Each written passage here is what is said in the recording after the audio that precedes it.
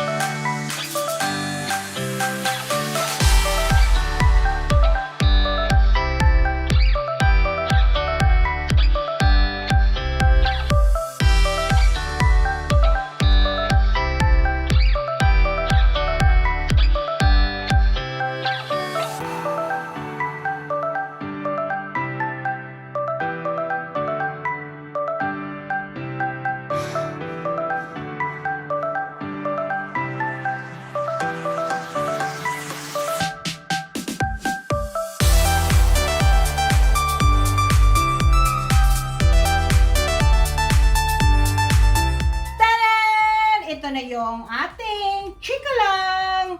So, we call it in a Bisaya, in our dialect, Chikalang. But we can call it as a pan-fried dessert. Caramelized with brown sugar on top. Ayan. So, simple lang guys. Kaya, ang dali lang talaga itong gagawin natin na pagluto ng Chikalang. Chikalang. Okay, yan. So, give this a try for your family.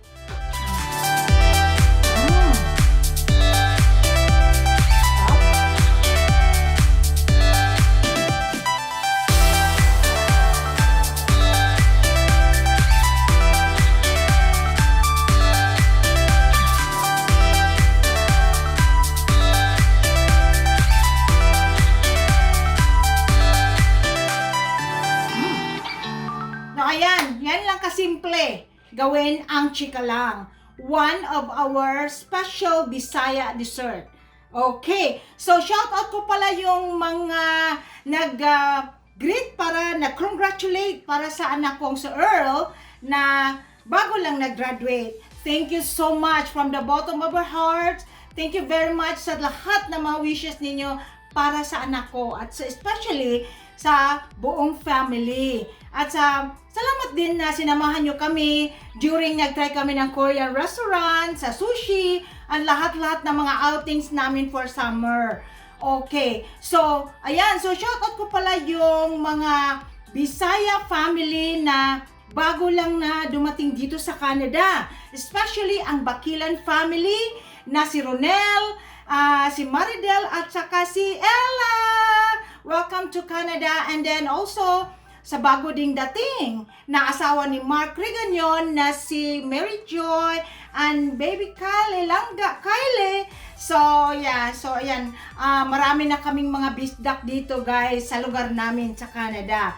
Okay, guys. That's all for this video, guys. Please don't forget to like, share, comment below, and subscribe to Mama Kwata channel. Bye for now. God bless you all. I love you, guys.